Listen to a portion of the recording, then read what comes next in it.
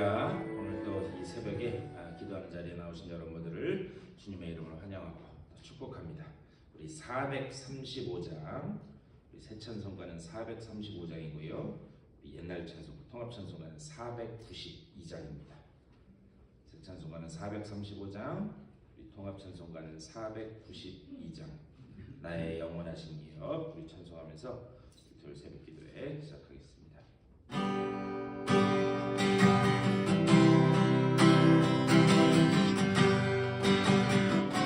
나의 영원하신 기업, 나의 영원하신 기업, 생명보다 귀하다.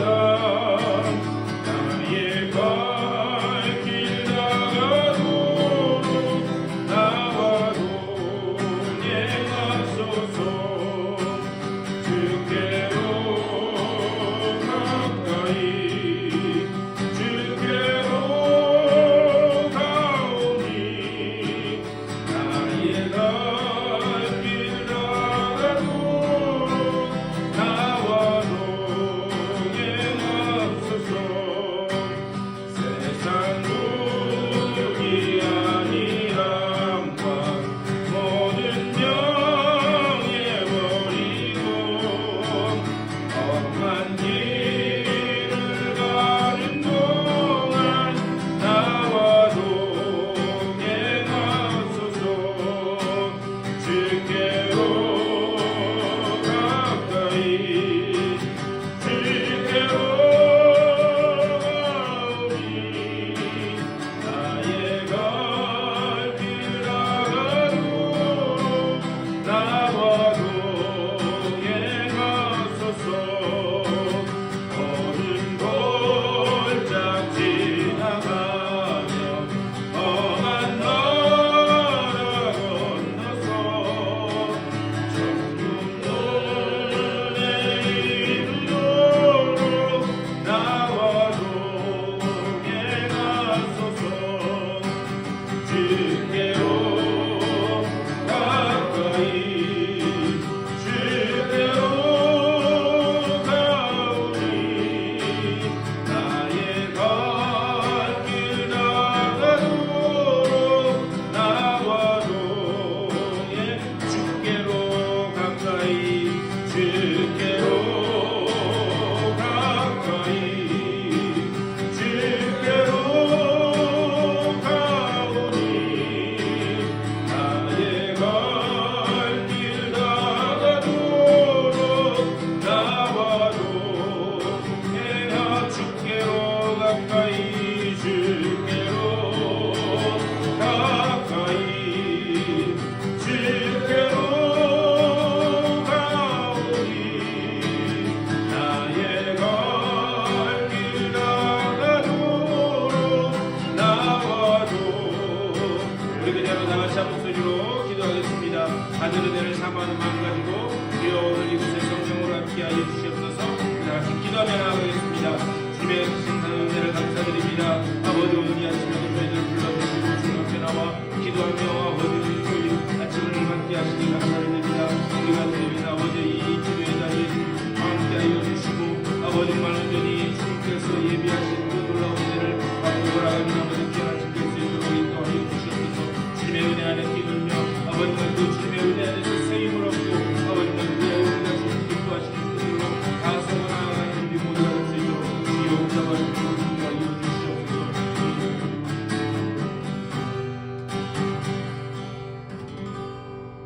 주님의 은혜를 감사드립니다. 오늘 이 토요일 아침에 저희들 주의 전으로 불러주시고 또 찬양하며 기도하며 저희들 한 주를 마무리하고 또 하루를 시작하게 하시니 감사를 드립니다. 오직 주님께 나아가길 원하오니 주여 그 은혜의 손길로 우리들을 붙들어 주시고 우리들을 일으켜 세워주시며 주님께서 이끄시는 그곳으로 저희를 이끌어 가실 때에 순종하며 나가는 저희들 되게 하여 주시옵소서. 오늘 이 아침에도 주님께서 말씀하실 때에 그 말씀 가운데서 주님의 뜻이 깨달아지게 하여 주시고 또한 말씀 붙들고 기도할 때에 우리의 모든 막혔던 문제들이 열려지는 귀한 아침 될 수 있도록 복내려 주시옵소서. 감사하고 우리 주 예수 그리스도의 이름으로 간절히 기도드리옵나이다. 아멘. 하나님의 말씀 보시겠습니다.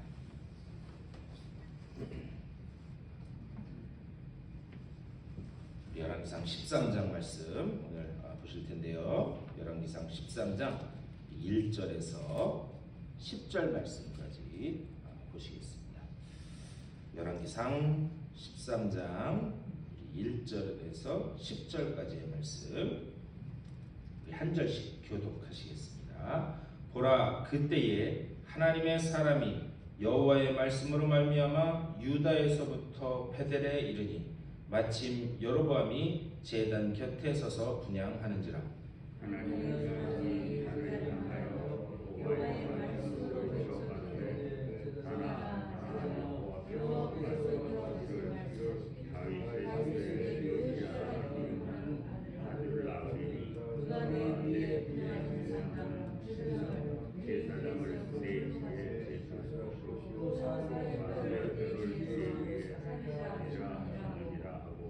그날에 그가 징조를 들어 이르되 이는 여호와께서 말씀하신 징조라. 제단이 갈라지며 그 위에 있는 재가 쏟아지리라 하며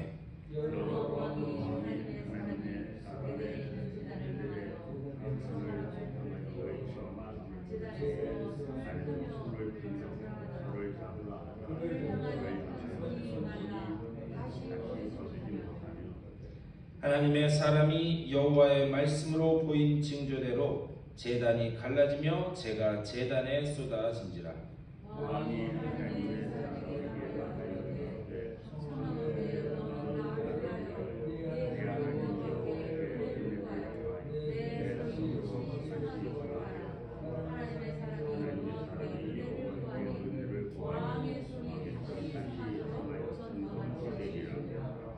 왕이 하나님의 사람에게 이르되 나와 함께 집에 가서 쉬라.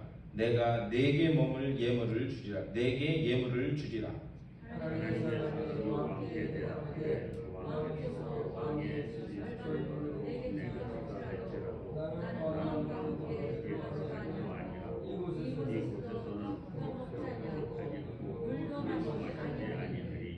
이는 곧 여호와의 말씀이 내게 명령하여 이르시기를 떡도 먹지 말며 물도 마시지 말고 왔던 길로 되돌아가지 말라 하셨음이니라 하고 이에 다른 길로 가고 자기가 내려오는 길로 쫓아가지 아니하니라.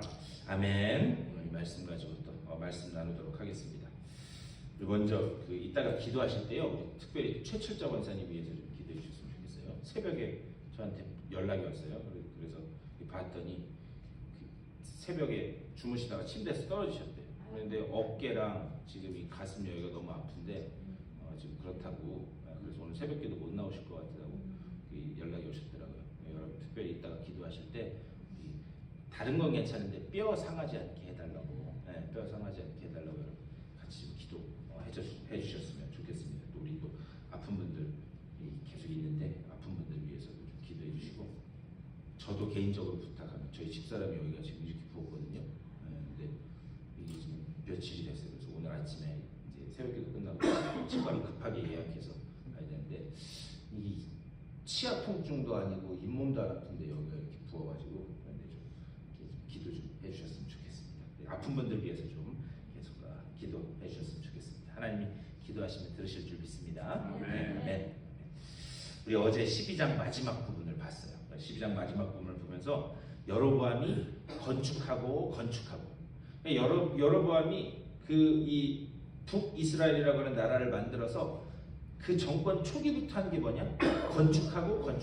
근데 여로보암은 사실 그 아버지 솔로몬 때, 르호보암 왕의 아버지 솔로몬 때 그 수많은 공사 때문에, 그래서 그 아들인 르호보암에게 가서 저희에게 주어진 이 노역을, 이 멍에를 좀 벗게 해주시면 우리가 잘 따르겠습니다. 그렇게 얘기했던 사람이 자기가 왕이 되자마자 건축하고. 그러니까 싸우다가 정들고 싸우다가 배운다고 똑같은 일을 반복하고 있는 그 모습을 우리 봤습니다. 더군다나 제사장도 자기가 임명했다. 원래 제사장은 레위 지파 사람들 중에 소명을 받은 사람으로 이렇게 꼽히게 되어 있었는데 그게 아니라 제사장도 자기가 임명하고, 또 더군다나 하나님의 은혜에 감사하는 그런 영적인 의미가 담겨 있어야 되는 그 절기도 자기 마음대로 정하는 그런 모습을 기록하고 있는 겁니다. 그것을 우리가 보았습니다. 그래서 제가 그 말씀 드렸어요. 자기가 뭐든지 할 수 있을 때 그때가 가장 위험한 때다. 그래서 제가 다윗의 그 예도 말씀드렸습니다. 다윗이 언제 무너졌는가? 자기가 모든 것을 다 할 수 있을 때 가장 자기 정권의 최절정기에 있을 때 그가 가장 큰 실수를 저지른 것을 볼 수 있습니다.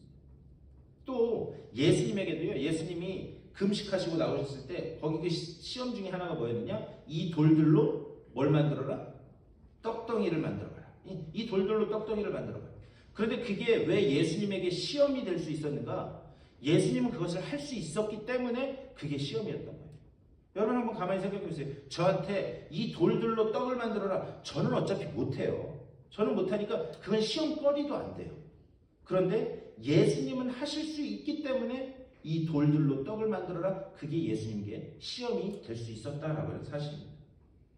그러니까요. 우리가 해도 안 되는 것 같고 지금 칠흑 같은 어둠 속을 걸어가고 있는 것 같을 때 그때가 가장 안전한 때인 줄 믿습니다. 왜 그런가? 그때에 우리는 주님께만 피할 수 있고 주님께 피할 때 주님께서 우리를 붙들어 주시고 그것을 뚫고 나가게 해주실 것이기 때문에 그때가 하나님과 우리가 가장 밀접해 있을 수 있는 그런 상황이기 때문에 그때가 가장 안전한 때인 줄 믿습니다. 그러니까요. 지금 안 풀리는 것 같고 힘든 것 같아도 그때 하나님께 구하면 하나님이 붙들고 가심을 여러분들 맛보실 수 있게 될 줄 믿습니다. 그리고 오늘 이제 12장, 우리가 이제 13장에 있는데 12장 제일 마지막 절은 어떻게 끝나는가? 제사장이 해야 될 분향을 여로보암이 했다라고 하는 그런 말씀으로 끝납니다. 제사장이 해야 될 일을 그 여로보암 왕이 하는 그런 상황들이 벌어질 때 유다, 남쪽 유다로부터 하나님의 말씀을 받은 사람이 올라오게 됩니다. 그리고 그 사람이 한 이야기가 1절 말씀이에요. 보라, 그때에 하나님의 사람이 여호와의 말씀으로 말미암아 유다에서부터 베델에 이르니 마침 여로보암이 제단 곁에 서서 분향하는지라. 제사장이 해야 될 분향을 하고 있는 것을 유다에서 올라온 그 하나님의 사람이 본 거예요. 그리고 나서 2절, 하나님의 사람이 제단을 향하여 여호와의 말씀으로 외쳐 이르되 제단아 제단아 여호와께서 이와 같이 말씀하시기를 다윗의 집에 요시아라 이름하는 아들을 낳으리니 그가 내 위에 분향하는 산당 제사장을 내 위에서 제물로 바칠 것이요 또 사람의 뼈를 내 위에서 사르리라 하셨느니라. 이 하나님의 사람이 전한 말씀이 이게 심상치 않습니다. 그가 선포한 그 내용이 무엇인가? 다윗의 집에 요시아라 이름하는 아들을 낳으리니 이렇게 얘기해요. 그런데 이 요시아라 이름하는 아들을 낳으리니 이 요시아 왕은요 사실 이 여로보암 그 때로부터 그 후에 300년 후에 일어날 그런 왕입니다. 그러니까 300년 후에 일어날 일을 이 300년 전에 유다에서 올라온 여호와의 사람이 지금 예언적으로 말씀을 하고 있는 거예요. 그렇다면 그 300년 후에 일어날 그 요시아 왕에 대한 그 이야기, 그때 뭐 어떤 일이 벌어지는가? 그것을 기록하고 있는 게 열왕기하 23장 말씀입니다. 그 열왕기하 23장 15절 그 이하를 보면 이 요시아 왕이 이렇게 딱 일어나서 그가 했던 것은 무엇인가? 온갖 우상의 그 제단들, 온갖 우상의 산당들을 아주 철저하게 무너뜨리는 일을 합니다. 그래서 이스라엘에 만연해 있던 온 이스라엘, 남유다나 이스라엘은 할 것 없이 온 이스라엘에 있던 모든 그런 우상의 제단들을 다 무너뜨리는 일을 해요. 그러고 난 다음에 열왕기하 23장 16절에서 이렇게 말씀합니다. 요시아가 몸을 돌이켜 산에 있는 무덤들을 보고 보내어 그 무덤에서 해골을 가져다가 제단 위에서 불살라 그 제단을 더럽게 하니라. 이 일을 하나님의 사람이 전하였더니 그 전한 여호와의 말씀대로 되었더라. 이렇게 말씀하고 있어요. 그러니까 이 열왕기하 23장 16절 제일 끝에 이 일을 하나님의 사람이 전하였더니 이 말씀이 오늘 우리가 읽은 본문 말씀 300년 전에 했던 이 사람의 이야기입니다. 그러니까 하나님의 말씀을 300년 전에 전했는데 그것이 300년 후에 그대로 실현됐다라는 것을 이 열왕기하 23장에서 말씀하고 있습니다. 근데 이 사람이 어떤 사람이었는가? 유다에서 올라온 사람이 어떤 사람이었는가? 그 사람의 이름은 끝까지 밝히지 않고 있어요. 하나님의 사람이 전하였더니 전한 여호와의 말씀대로 되었더라. 말씀대로 되었다라고 하는 거예요. 여기에 초점이 있어요. 우리는요 흔히 일터에서든지 어떤 그 삶의 상황 속에서도 그런 이야기 많이 들어요. 하나님의 말씀, 하나님의 언약. 저도 지난주까지 하나님의 언약에 대한 말씀 드렸어요. 그런데 보통 그런 이야기를 들으면 지금 내가 처하고 있는 상황하고 안 맞는 것 같아요. 그럴 때 나오는 이야기가 뭔가 좀 현실적인 이야기를 해요. 알겠는데 그 말씀이 무슨 말씀인지는 알겠는데 좀 현실적인 그런 이야기를 좀 했으면 좋겠다. 뭐 이렇게 비현실적인 내 지금 상황하고 동떨어진 것 같은 이야기를 하는가, 그런 이야기들을 종종 듣습니다. 하지만 중요한 것은 하나님의 말씀이 가장 현실적인 것인 줄 믿습니다. 왜 그런가? 말씀이라고 하는 단어, 구약 성경에서 특별히 말씀이라고 하는 단어는요 다바르라고 하는 단어를 써요. 그런데 이 다바르라고 하는 그 단어의 뜻이 그냥 단순히 말씀 그런 뜻이 아니라 말씀이 현실이 된다, 말씀이 사건이 된다라고 할 때 다바르라고 하는 단어를 씁니다. 예를 들면 그런 거예요. 창세기에서 하나님이 천지를 창조하실 때 빛이 있으라 말씀하셨습니다. 근데 거기서 말씀하셨다라 할 때 그게 다바르예요. 뭐냐? 빛이 있으라라고 했을 때 빛이 현실로, 빛이 사건으로 나타나게 됐다라고 하는 것을 그렇게 할 수 있어요. 물은 하늘과 땅으로 나뉘어라. 하늘에 해와 달과 별과 달이 있으라. 하나님이 말씀하시자마자, 그 입에서 말씀이 나오자마자 그것이 사건이 되고 현실이 됐다라는 사실. 그러니까요, 하나님의 말씀, 하나님의 언약이라고 하는 것, 지금 내 현실하고는 맞지 않는 것 같아도 그 말씀이 현실이 되고 사건이 된다라고 하는 사실을 믿고 있으면 그 삶 속에서 그대로 이루어지게 될 줄 믿습니다. 그러니까 우리가 하나님의 말씀이 현실이다라고 하는 사실. 요한복음은 어떻게 시작되는가? 말씀이 육신이 되어 우리 가운데 거하심에 우리가 그 영광을 보니 독생자의 영광이요, 이렇게 말씀하고 있어요. 하나님의 말씀이 우리 가운데 거하셨다. 이것이 가장 강력한 현실이다라고 하는 사실. 그래서 말씀은 수백 년이 지날지라도 말씀은 좌우의 날선 검과 같이 되어서 우리의 영혼과 골수와 육신을 쪼개는 줄 믿습니다. 이게 말씀이 현실이 된다라고 하는 사실. 오늘 그 열왕기하 23장에서도 그것을 볼 수 있습니다. 그리고 난 다음에 열왕기하 23장 17절에서 이렇게 말씀해요. 요시야가 이르되 내게 보이는 저것은 무슨 비석이냐 하니, 거기 비석이 있었던 것을 발견한 거예요. 성읍 사람들이 그에게 말하되 왕께서 베델의 제단에 대하여 행하신 이 일을 전하러 유다에서 왔던 하나님의 사람의 묘실이니이다. 그러니까 300년이 지났으니까 이 여로보암에게 말을 전했던 그 사람도 죽었겠죠. 그 사람의 묘실을 이렇게 표시하는 그런 비석이었어요. 300년 전에 하나님의 말씀을 전한 사람의 묘실입니다. 그리고 난 다음에 그 뒤에 23장 18절 이르되 그대로 두고 그의 뼈를 옮기지 말라 하매 무리가 그의 뼈와 사마리아에서 온 선지자의 뼈는 그대로 두었더라. 무슨 말이냐? 후대에 이것이 명심이 되도록, 이것이 하나님의 사건이 이렇게 현실적으로 일어난 이런 일이 있었다라는 것을 사건으로, 증거로 남기기 위해서 그 묘실을 뼈를 남겨놓았다는 말씀이에요. 그러고 난 다음에 그 뒤에 열왕기하 23장 19절 20절에서 이렇게 말씀해요. 전에 이스라엘 여러 왕이 사마리아 각 성읍에 지어서 여호와를 경노하게 한 산당을 요시야가 다 제거하되 베델에서 행한 모든 일대로 행하고 또 거기 있는 산당의 제사장들을 다 제단 위에서 죽이고 사람의 해골을 제단 위에서 불사르고 예루살렘으로 돌아왔더라. 제가 왜 이렇게 길게 열왕기하 말씀을 말씀드리느냐? 300년 전에 예언했던 그 말씀이 300년이 지나서도 그대로 현실이 되었다라고, 하나님의 말씀이 현실이 된다라고 하는 사실. 그리고 오늘 본문으로 돌아와서 우리가 읽은 말씀 이 13장으로 돌아와서 3절에서 이렇게 말씀해요. 그날에 그가 징조를 들어 이르되 이는 여호와께서 말씀하신 징조라. 제단이 갈라지며 그 위에 있는 재가 쏟아지리라 하매. 이 사람이 징조를 이야기하는데 그 징조의 내용이 뭐냐? 제단이 갈라진다. 여러분 한번 생각해 보세요. 제단이 있는데 거기에 재물을 태우면 그러면 거기에 재가 남겠죠. 재가 남는데 그 제단이 두 개로 뚝 갈라져 버리면 그럼 어떻게 되겠어요? 재가 땅에 쏟아지겠죠. 제가 무슨 말씀 드리는지 이해가 되시죠? 제단이 있고 거기에 재물을 태웠어요.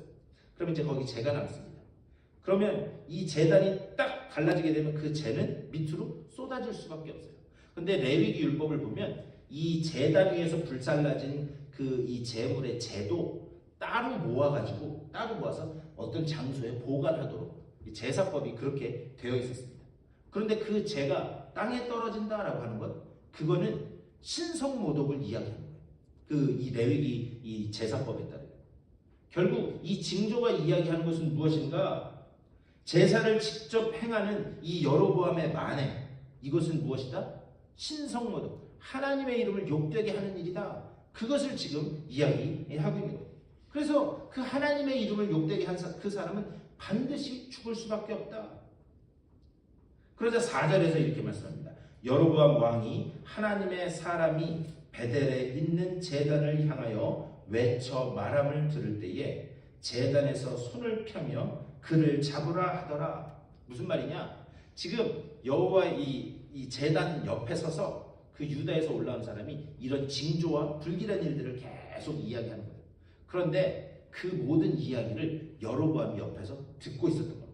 그러니까 불길한 얘기를 계속하는 거잖아요. 그러니까 뭐라고 했는가? 손을 쫙 펴면서 저놈 잡아라 이렇게 된 거예요. 손을 쫙 펴면서 저놈 잡아라. 그를 향하여 편 손이 말라 다시 거두지 못하며 뭐라고 말씀하냐? 저놈 잡아라 라고 손을 딱 폈더니 그 손이 마비되었다는 거예요. 5절에서 이렇게 말씀합니다. 하나님의 사람이 여호와의 말씀으로 보인 징조대로 제단이 갈라지며 재가 제단에서 쏟아진지라. 저놈 잡아라 하고 왕의 손은 마비되어서 딱 있는데 그 순간에 어떻게 됩니까? 제단이 딱 갈라지면서 그 징조대로 재가 땅으로 쏟아지는 그 모습을 지금 기록하고 있습니다. 말씀이 현실된. 그러자 6절에서 이렇게 말씀합니다. 왕이 하나님의 사람에게 말하여 이르되 청하건대 너는 나를 위하여 내 하나님 여호와께 은혜를 구하여 이렇게 말씀합니다. 여러분 한번 가만히 생각해 보세요. 이 여로보암이 북이스라엘의 왕이 된 거는 자기 스스로 된 건가요? 아니죠. 우리 계속 11장에서 봤습니다. 아히야라고 하는 그 선지자를 통해서 하나님의 말씀에 의해서 그가 북이스라엘의 왕이 된 거예요. 그래서 그가 왕이 될 때에 그 아히야라고 하는 선지자가 자신의 옷을 12개 중에 10개를 찢어서 그 여로보암에게 줍니다. 그러면서 당신이 이 10지파와 같이 나라를 만들게 된 것이다. 하나님으로부터 받은 그런 나라였어요. 그렇다면 그는 하나님께 집중했었어야 함에도 불구하고 그는 지금 엉뚱한 짓을 하다가 결국 오늘 6절에서 뭐라고 이야기하는가? 너는 나를 위하여 내 하나님 여호와께. 여러분, 하나님은 누구의 하나님이었어야 했어요? 내 하나님이었어요. 내 하나님 여호와께인데 그게 아니라 내 하나님, 당신의 하나님께 나를 위해서 좀 구해 주십시오. 그만큼 여로보암이 이렇게 타락해서 그 고백조차, 하나님은 내 하나님이십니다. 그 고백조차도 지금 못하고 있다라는 그런 사실. 그리고 나서 6절 그 뒷부분에 뭐라고 이야기하는가? 내 손이 다시 성하게 기도하라. 하나님의 사람이 여호와께 은혜를 구하니 왕의 손이 다시 성하도록 전과 같이 되니라. 그 사람이 다시 그를 위하여 기도하니까 그 마비됐던 손이 어떻게 됐다고요? 다시 원래대로 돌아왔다. 그렇다면 하나님은 왜 고쳐주셨을까? 왜 고쳐주셨을까? 하나님은요 항상 한 번에 끝내지 않으십니다.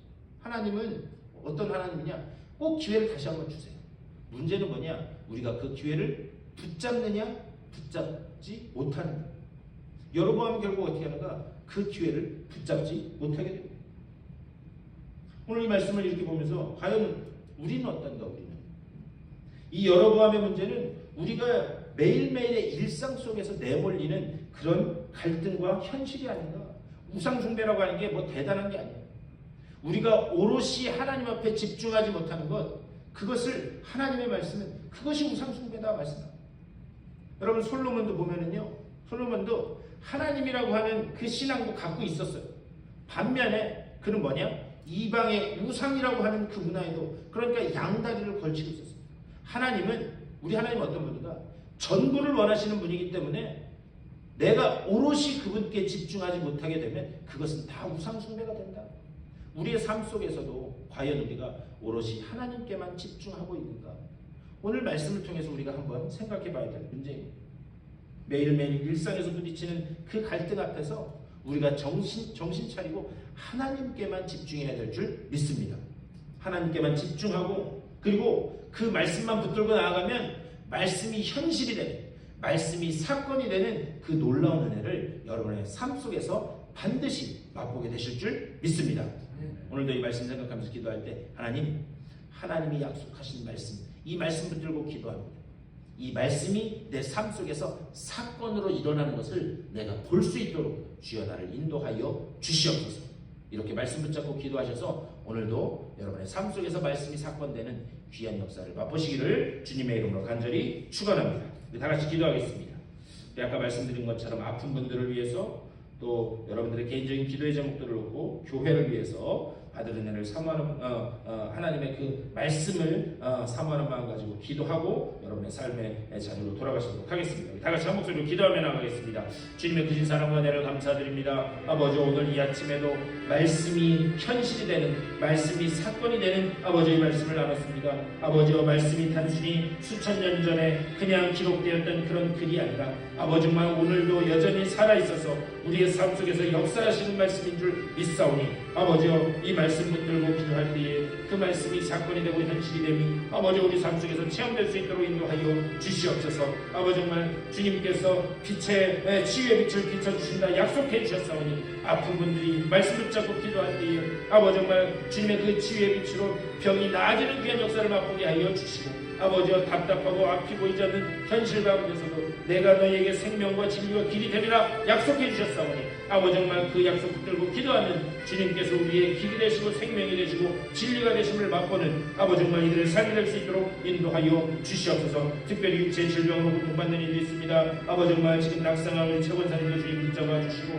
그 위에 아버지와 다리에 타박상을 입고 또 허리에 아픈 문제 때문에 또 여러가지 어지러운 문제 때문에 아버지여 여러가지 육체 질병으로 고통받고 있는 주님의 아버지여 자녀들이 있습니다. 주여 주님 아버지여, 우리 온 믿음의 식구들이 오늘 그들을 위해서 기도하니 한 분 한 분 찾아가 주시고 주님께서 치유의 광선을 비춰주시사 아버지와 다시 일어서는, 다시 회복되는 귀한 역사를 맛볼 수 있도록 주여 인도하여 주시옵소서. 아버지 정말 이런 모든 일들을 통하여 하나님의 그 살아계신 지금 말씀이 아버지 정말 온전히 그 말씀이 현실이 되고 사건이 되는 것을 우리가 보며 살아계신 주님의 그 놀라운 영광 앞에 무릎 꿇는 귀한 역사가 나타날 수 있도록 주여 붙잡아 주시옵소서. 아버지 정말 우리 교회를 주님께서 붙잡아 주시고 아버지 정말 우리 교회가 하나 되었음을 아버지 정말 머리 되신 그 주님의 안에서 하나 되었음을 기억하고 우리가 말씀 붙잡고 아버지 정말 서로 그 맡기신 사명을 감당하는 주님의 귀한 일꾼들로 설 수 있도록 주여 붙잡아 주시옵소서. 오늘 하루도 기도로 시작하는 주님의 귀한 백성들입니다. 주님 한 분 한 분 주의 능력으로 발로 붙잡아 주시고 아버지 정말 주님 성령께서 주시는 지혜로 아버지 정말 주님 그 주의 그 성령께서 주시는 그 능력으로 아버지 정말 온전히 하나님이 주시는 그 위로와 평안으로 아버지 정말 채워지는 귀한 날 될 수 있도록 주여 붙잡아 주시옵소서. 주여 주의 그 은혜의 말씀을 사모하며 나가